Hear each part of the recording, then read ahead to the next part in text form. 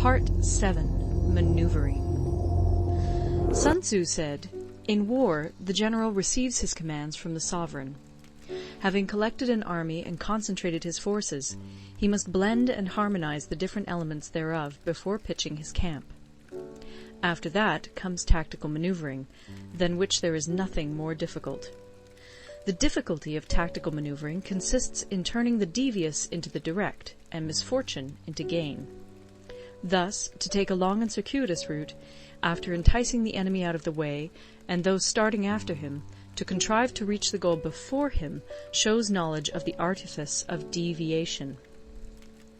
Maneuvering with an army is advantageous, with an undisciplined multitude most dangerous. If you set a fully equipped army in march in order to snatch an advantage, the chances are that you will be too late.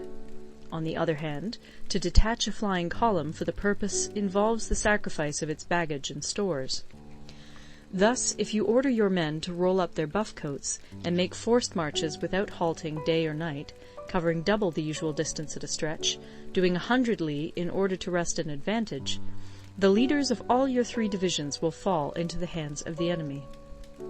The stronger men will be in front, the jaded ones will fall behind, and on this plan only 1/10 of your army will reach its destination. If you march 50 li in order to outmaneuver the enemy, you will lose the leader of your first division, and only half your force will reach the goal.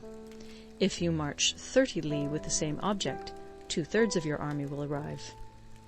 We may take it then that an army without its baggage train is lost. Without provisions, it is lost. Without bases of supply, it is lost. We cannot enter into alliances until we are acquainted with the designs of our neighbours. We are not fit to lead an army on the march unless we are familiar with the face of the country, its mountains and forests, its pitfalls and precipices, its marshes and swamps. We shall be unable to turn natural advantage to account unless we make use of local guides. In war, practice dissimulation and you will succeed. Whether to concentrate or to divide your troops must be decided by circumstances. Let your rapidity be that of the wind, your compactness that of the forest. In raiding and plundering be like fire, in immovability like a mountain. Let your plans be dark, and impenetrable as night, and when you move, fall like a thunderbolt. When you plunder a countryside, let the spoil be divided amongst your men. When you capture new territory, cut it up into allotments for the benefit of the soldiery. Ponder and deliberate before you make a move. He will conquer who has learnt the artifice of deviation. Such is the art of maneuvering. The Book of Army Management says, "On the field of battle, the spoken word does not carry far enough. Hence the institution of gongs and drums. Nor can ordinary objects be seen clearly enough.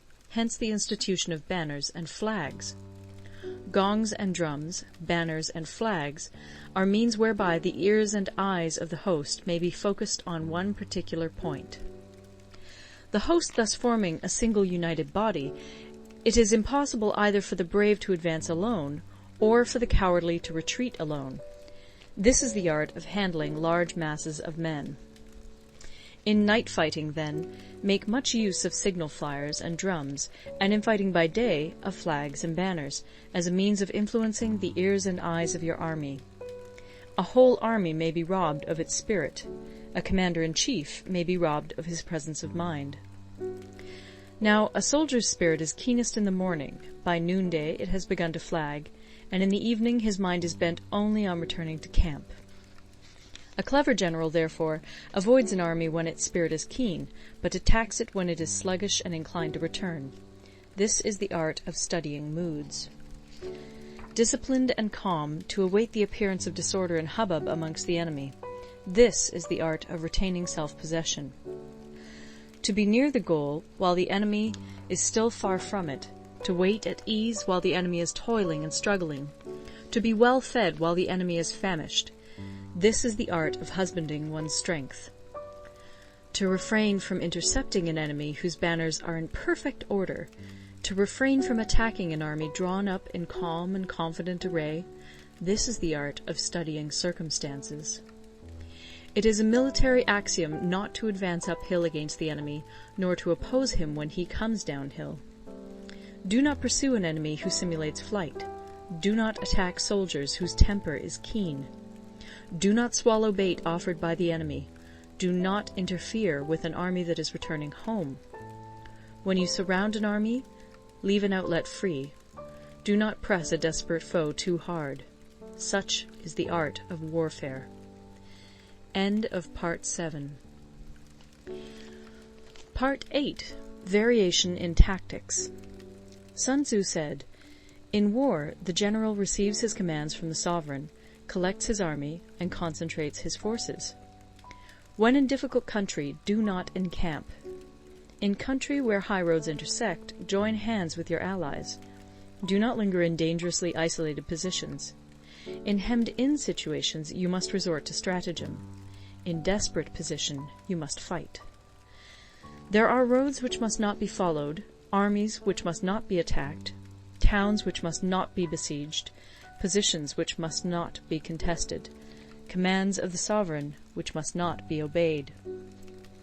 The general who thoroughly understands the advantages that accompany variation of tactics knows how to handle his troops. The general who does not understand these may be well acquainted with the configuration of the country, yet he will not be able to turn his knowledge to practical account. So, the student of war who is unversed in the art of war of varying his plans, even though he be acquainted with the 5 advantages, will fail to make the best use of his men. Hence, in the wise leader's plans, considerations of advantage and of disadvantage will be blended together. If our expectation of advantage be tempered in this way, we may succeed in accomplishing the essential part of our schemes. If, on the other hand, in the midst of difficulties we are always ready to seize an advantage, we may extricate ourselves from misfortune. Reduce the hostile chiefs by inflicting damage on them, and make trouble for them, and keep them constantly engaged. Hold out specious allurements, and make them rush to any given point. The art of war teaches us to rely not on the likelihood of the enemy's not coming, but on our own readiness to receive him, not on the chance of his not attacking, but rather on the fact that we have made our position unassailable. There are 5 dangerous faults which may affect a general. 1. Recklessness, which leads to destruction. 2. Cowardice, which leads to capture. 3. A hasty temper, which can be provoked by insults. 4. A delicacy of honour, which is sensitive to shame. 5. Over-solicitude for his men, which exposes him to worry and trouble. These are the 5 besetting sins of a general, ruinous to the conduct of war.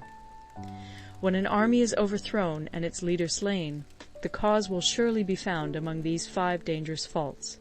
Let them be a subject of meditation.